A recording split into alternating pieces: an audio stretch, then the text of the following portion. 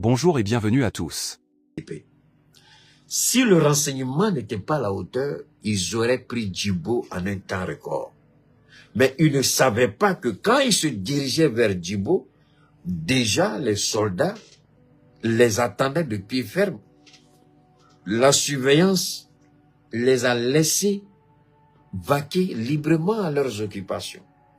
Et c'est quand ils sont arrivés à Djibo, ils ont commencé, et c'est là qu'ils se sont rendus compte que on les a entraînés dans un piège. On les a laissés aller pour les massacrer. On les a laissés croire qu'ils pouvaient attaquer Djibo. On les a laissés croire qu'ils pouvaient rentrer à Djibo. On les a laissés croire qu'ils pourront, avec leurs blindés, ouvrir des brèches et entrer dans le camp. Avant de commencer, n'oubliez pas de vous abonner et d'activer la cloche de notification pour ne rater aucune de nos prochaines vidéos. C'est parti. Mais ils ne savaient pas qu'on les laissait eux-mêmes se diriger vers leur propre tombe. Et c'est ce qui est arrivé. La France, certainement, se pose des questions aujourd'hui. Je vous ai toujours dit que en matière de lutte, en matière de guerre, l'information, le renseignement est une denrée rare avec laquelle on ne s'amuse pas quand on est engagé dans un conflit militaire, dans un conflit ouvert. Le renseignement, elle est cruciale, elle est indéniable. C'est ce renseignement-là, parce qu'aujourd'hui, le Burkina a la puissance de feu. Mais le Burkina, au regard des manigances de la France, le Burkina n'avait pas encore le renseignement qu'il fallait pour mener le combat. Et aujourd'hui, le Burkina a l'information, a le renseignement et a les moyens pour mener son combat. Le Niger, qui était dorloté par l'Occident, aujourd'hui, le renseignement, on est en train de travailler. C'est-à-dire qu'il y a quelque chose de fondamental, du balèze qui est en train de se faire. Je vous jure au nom de Dieu. Si vous vous amusez, c'est-à-dire que cette histoire de liberté d'expression, conneries, patati patata, même les petits journalistes qui viennent me suivre là, je vais vous donner un petit conseil. Les petits qui me suivent là, faites beaucoup attention comment vous allez tenir. Parce que il y a quelque chose de balèze qui est en train de se jouer dans le Liptako Gourma. Et si vous ne savez pas tenir votre langue, moi je m'en fous qu'on parle de muselage de la liberté. Je m'en fous éperdument. Si vous ne savez pas parler, si vous ne faites pas attention, et que vous vous retrouvez dans le viseur de nos autorités, vous allez payer le prix. Il y a quelque chose qui se joue, c'est la survie de nos peuples qui se joue aujourd'hui. C'est la survie du Mali, c'est la survie du Burkina et du Niger. Et nos autorités ne sont pas prêtes à s'amuser avec les gens. Et nos autorités, ils risquent leur vie au quotidien. Donc, un petit journaliste raté, pervers, vendu, vient sortir ses inepties. Bon, si c'est ta place au Burkina, on va pas te mettre en prison parce qu'Ibrahim dit n'a pas l'argent pour nourrir quelqu'un. On t'amène au front. Comme tu parles de liberté d'expression là, il faut aller au front et puis tu as parlé là-bas. C'est clair. C'est ce qu'il fait. Vous avez vu, il est en train de mettre de l'or au Burkina. Vous parlez, il dit, oh, on n'a pas de problème. Dès que vous parlez, vous recevez convocation le lendemain pour être enrôlé dans l'armée. On vous envoie au front. Vous allez, après votre retour du front, là, vous allez être suffisamment aguerri, bien informé pour défendre votre liberté d'expression. Et nous disons infiniment merci au capitaine pour avoir eu une initiative. Ce gars-là, sa tête là, wallahi. Ça dit que ces trois présidents-là, mais quand tu les regardes, même, tu ne sais même pas qui est génie plus que qui. Tu ne sais même... Parce que quand le général frappe, regardez ce qu'il a fait par rapport à l'Union européenne. Ça, c'est un coup de génie. Regardez ce qu'Ibrahim fait. Mais c'est un coup de maître. Regardez Assimi. Là, on ne parle pas. C'est-à-dire ces trois présidents-là, c'est vraiment Dieu donné. C'est vraiment Dieu donné. Chacun à son niveau, chacun dans son pays agit dans l'intérêt du peuple. Et c'est comme si ils se concertaient pour prendre leurs décisions. Et toutes les décisions convergent avec le même objectif, le même but, la même préoccupation. Alors, donc, merci infiniment au Burkina qui a fait un travail extraordinaire, qui a rendu la tâche du Niger très facile, qui a allégé aussi le combat au niveau de nos femmes. Et nous disons infiniment merci au VDP, au Burkina. Dites, si vous avez des amis, des parents VDP, dites-leur qu'ils ont la reconnaissance du peuple malien, du peuple de Liptako Gourma. Ils ont la reconnaissance de Keïta pour le combat qu'ils mènent. Dites au VDP que nous sommes avec eux et tant qu'ils mèneront ce combat pour le bonheur du peuple du Burkina, jamais, jamais, jamais l'ennemi n'aura le dessus, même si on s'appelle la France. Donc, la France a sorti sa première carte au Burkina, elle a échoué. La carte de la déstabilisation, la carte de l'insécurité, la carte de la propagande pour créer la psychose. Donc nous disons infiniment merci au peuple du Burkina, au président Traoré et à tous les VDP qui ont pris les armes pour défendre la patrie. Merci infiniment. Merci infiniment au capitaine Traoré. Merci infiniment à tous ceux qui accompagnent ces différentes transitions, aussi bien au Burkina, au Niger qu'au Mali.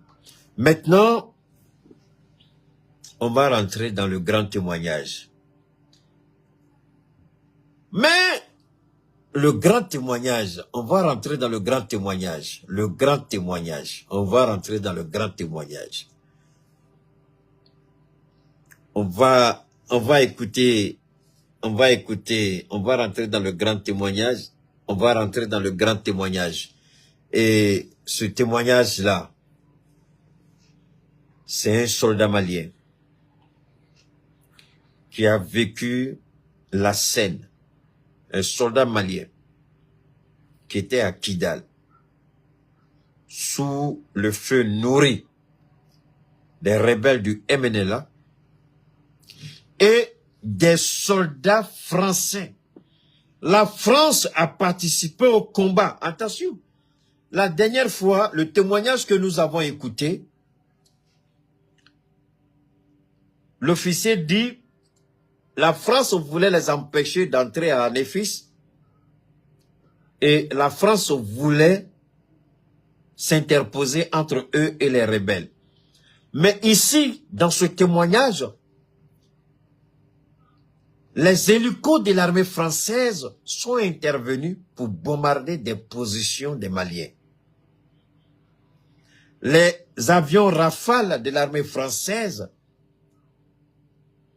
étaient en train de faire des vols de sommation pour demander aux Maliens, aux femmes, de quitter Kidal, sinon ils vont les bombarder. Le président français, à l'époque, François Hollande, a donné l'ordre à l'armée française de tirer sur des soldats maliens, sur le sol malien. C'est pas moi qui le dis. Vous allez l'entendre. Comment cela est-il possible?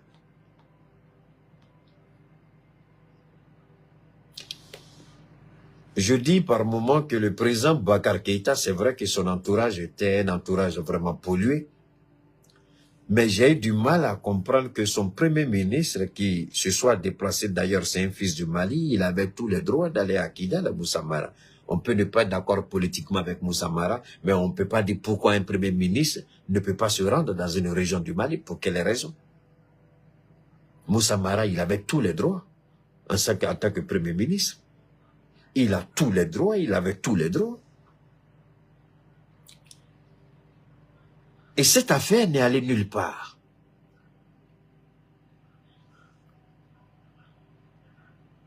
Nous avons le droit aujourd'hui de revisiter l'histoire et de nous poser les bonnes questions. Et en fonction des questions qu'on va se poser, on sera obligé de demander des explications à la France.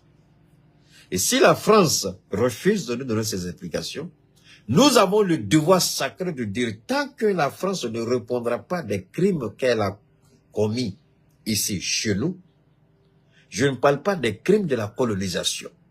Je parle des crimes de 2012, 2014 jusqu'à 2023. Et si la France refuse, et moi, c'est ce que je demande au président Goïta, au nouveau président qui sera élu, et notre estime va à l'endroit du président Goïta comme nouveau président du Mali.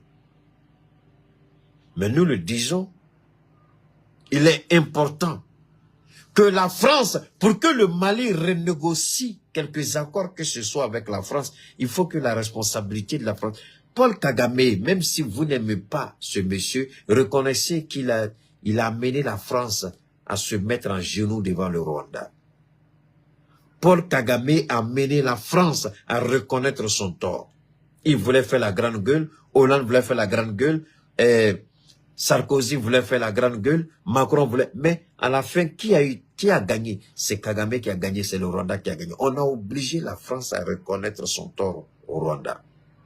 La France a accepté sa responsabilité. Le Mali peut faire autant. On peut obliger la France à reconnaître.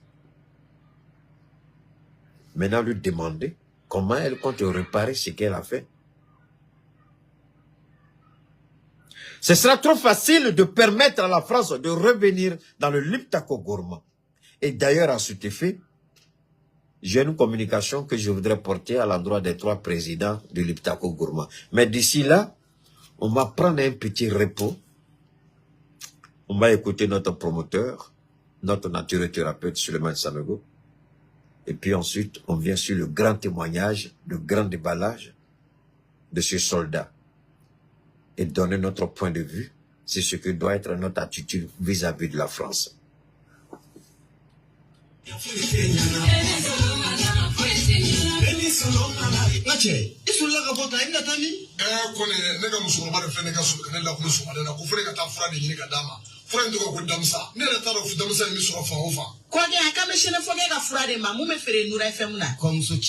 Fura in ka ɲi kosɛbɛ. Fura in tɔgɔ de ko Damsa. Kabini ne ye fura in sɔrɔ waati min na, n lafiyara. Ne dɔ banna dɔrɔn, n bɛ taa dɔ ta. K'a daminɛ, mɔgɔ joli sira bɛɛ lajɛlen fura in bɛ boli a bɛɛ lajɛlen na. Mɔgɔ bɛ filɛ i niyɔrɔ dumuni ma nka i niyɔrɔ kuma e ti fili o ma. Ne yɛrɛ de ye sinafɔkɛ ye. A ye fɛn o fɛn fɔ fura in na, a bɛ fɛn kɛ min ka jugu ni nin bɛɛ ye. N ko don dɔ la, ne dɔnbaga dɔ y'a terimuso su ka kɛ ne ka fura in kan k'a k'a san. Musokɔrɔba ko ale dan t'a denmuso ka kɔnɔdimi in ban cogo la tuguni. Nka a dara a la don min a ye bidɔn 1 san. O kɔfɛ a nana bidɔn 5 de san. Sisan ne n'o kɛra teri k'a sababu kɛ Ala ni den in furakɛli kama. Ala barikala bi n'i y'a ye jamana ɲɛmɔgɔw sera ka papier ta k'a di an ma n'an k'a ma ko carte professionnelle o ti kɛ gansan ni ko ma kɛ ko ti dɔn. Fura in bana mana k'i farikolo fan o fan fɛ a bɛ don k'a sama ka bɔ farikolo la pewu k'i lafiya k'a kɛ i n'a fɔ i bolo cogo. Damsa fura lakika don. O kɔfɛ an ye sɛgɛsɛgɛli kɛ fura wɛrɛw la kɛrɛnkɛrɛnnenya la i n'a fɔ diabète ani tension ka an tɛgɛ da a bana kisɛ yɛrɛ kan walasa an ka se ka mɔgɔw nafa ni a ye. K'o fara Damsa ko in kan ni Ala sɔnna ma an ka se ka mɔgɔw bɔ u ka degun kɔnɔ. Ko ne ko anw ma mun yɔrɔ ka ja sɛnɛfɔkɛ a ka téléphone numéro bɛ sɔrɔ. Mun ye balimakɛ a ka nɛgɛjuru sira o bɛ sɔrɔ. O tɛ dɔwɛrɛ ye i mago b'a la a mana kɛ mun ye furako ye fo ka taa se mago wɛrɛ ma i bɛ se ka sɛnɛfɔkɛ k'a yɛrɛ wele 75 01 63 95 walima 66 11 78 49 n'o ka gɛlɛn maa ma i bɛ se k'i senfa biribiri ka taa mun ye Janginɛbugu bɔlɔfantɛrɛn yɛrɛ kɛrɛfɛla la ye i mana sɛnɛfɔkɛ ɲininkali kɛ maa ma la bɛɛ lajɛlen b'a yɔrɔ yira la. Alors, c'était le message de notre naturothérapeute Souleymane Sanogo pour ceux qui ont des problèmes ou des soucis de santé, que ce soit le VIH-Sida, l'hépatite B, le cancer, que ce soit les trompes bouchées, que ce soit les fibromes, les myomes, que ce soit des problèmes de visibilité, de vue, d'audition, que ce soit l'arthrose ou que ce soit la drépanocytose, le VIH-Sida et bien d'autres infections. Vous nous contactez et puis, Inch'Allah, avec l'aide de Dieu, on fera ce qu'on peut. J'ai l'habitude de dire que le Damsa, il soigne, c'est Dieu qui guérit. On fera le maximum pour vous aider, pour apporter ne serait-ce que un soulagement pour permettre de retrouver votre santé pleine et entière. Alors, si vous êtes intéressé, évidemment, vous nous faites signe.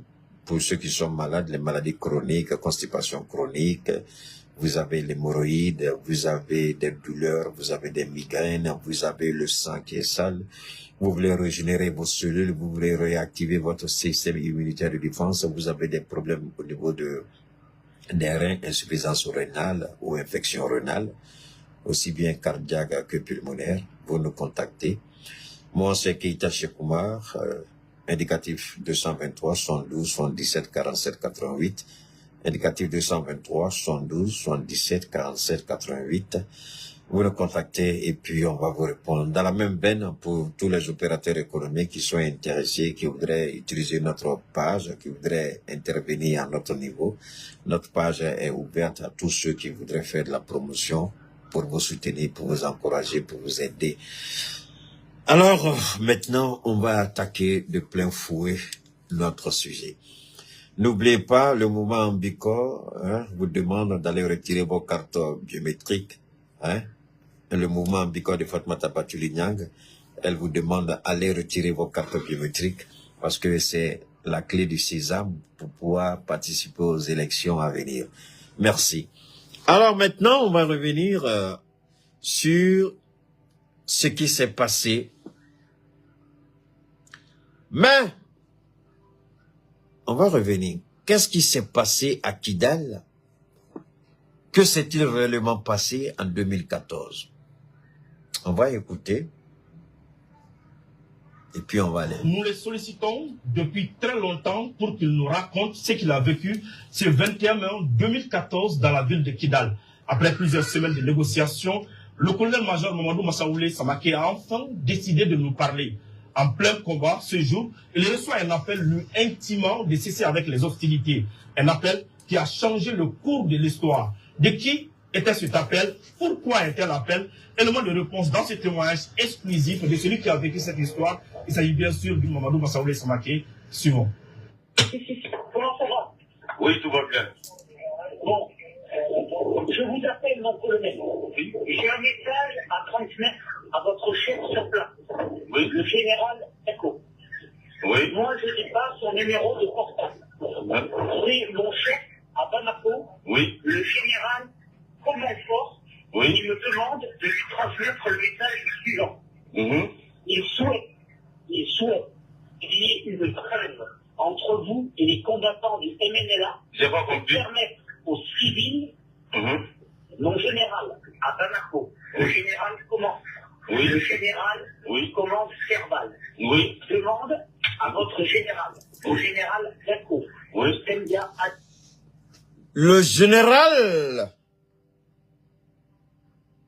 de la force Serval, regardez ce qui est l'incongruité, ce qui dépasse l'entendement humain.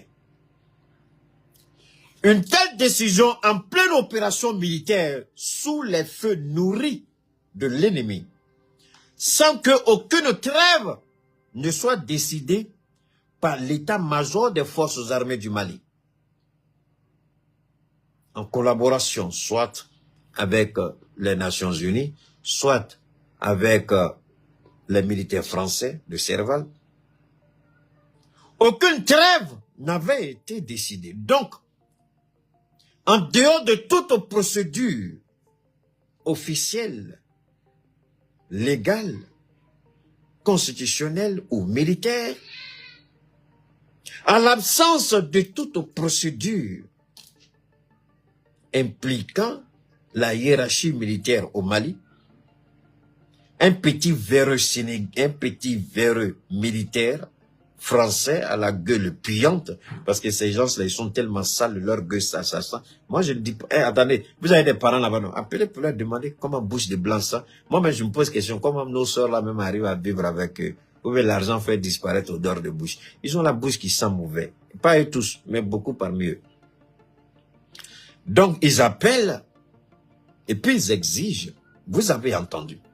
Pour le moment, l'officier qui témoigne n'a pas encore parlé. Ça, c'est la voix d'un militaire français qui appelle un officier, le responsable du théâtre des opérations en 2014 à Kidal. et qui lui demande de s'asseoir à toute action pendant que le monsieur et ses hommes sont sous le feu nourri des rebelles de MNLA à l'époque. Voilà comment la France procède et opère avec les pays noirs. Nous n'en valons pas la peine. Nous ne méritons ni considération ni respect. En pleine opération, en pleine légitimité, le Mali, le soldat malien, était dans une position qu'on appelle la légitime défense. Ce n'est pas l'armée malienne qui a ouvert le feu, le premier, non. Ce sont les rebelles qui ont attaqué le premier. Donc, l'armée malienne était en position de légitime défense. Je vais ramener en arrière pour que vous puissiez bien écouter. Nous les sollicitons depuis très longtemps pour qu'il nous raconte ce qu'il a vécu ce 21 mai 2014 dans la ville de Kidal. Après plusieurs semaines de négociations, le colonel-major Mamadou Massaoulé Samaké a enfin décidé de nous parler. En plein combat ce jour, il reçoit un appel lui intimant de cesser avec les hostilités. Un appel qui a changé le cours de l'histoire. De qui était cet appel? Pourquoi un tel appel? Élément de réponse dans ce témoignage exclusif de celui qui a vécu cette histoire. Il s'agit bien sûr du Mamadou Massaoulé Samaké. Écoutez, hein, écoutez maintenant. Comment ça va? Oui, tout va bien. Bon, je vous appelle mon colonel. J'ai un message à transmettre à votre chef sur place, Oui. le général Echo. Oui. Moi, je n'ai pas son numéro de portable. Hein? C'est mon chef à Bamako, Oui. le général Comonfort, Oui. qui me demande de lui transmettre le message suivant. Mhm. Il souhaite qu'il y ait une trêve entre vous et les combattants du MNLA J'ai pas pour compris. permettre aux civils, Mhm. mon général à Bamako, le général commande, Oui. le général Oui. commande Serval, Oui. demande à votre général, au général Dako, Oui. Sendia adjoint, Oui. qu'il y ait une trêve sur Kidal Oui. pour permettre aux civils de quitter la ville. Parlez. Donc, je ne sais pas comment le transmettre maintenant parce que moi-même, je n'ai pas son numéro. Ok? À moi, D'accord. son numéro est... Vous entendez les coups, hein? Hein? D'accord. Voilà. Moi, mon colonel, je vous transmets le message que m'a donné Serval. Mhm. Si vous pouvez lui transmettre le message, Ben, passez par le... sinon, on va essayer par d'autres moyens. Vous passez par l'état-major général Bamako qui va lui transmettre, ok? Vous voyez? Il ne passe pas par l'état-major à Bamako. Il dit son chef, le commandant de Serval à Bamako, l'appelle, lui, un officier de Serval à Kidal, il lui donne le numéro du colonel. Au lieu de passer par la hiérarchie militaire au Mali, vous voyez comment la France se fout de nos États, comment la France piétine nos États, comment nous ne sommes rien devant la France. Quand nous parlons, nous revendiquons, il y a des pervers égarés, des déracinés, des indignes fils d'Afrique qui nous combattent. Pour la simple bonne raison que nous avons pris conscience que trop c'est trop, on nous a menti. On nous a menti. Ceci, la France ne le dit pas. Son action directe, il s'agit de rebelles. S'ils sont rebelles au Mali, c'est à eux de négocier avec l'État du Mali. Il y avait les accords d'Alger qui avaient été négociés entre l'État du Mali et les mouvements signataires rebelles. Mais alors, que s'est-il passé? Pourquoi la France viole toutes les procédures en la matière et intime l'ordre? N'oubliez pas de vous abonner et d'activer la cloche de notification pour rester informé de nos prochaines vidéos. Restez à l'écoute pour les développements passionnants à venir.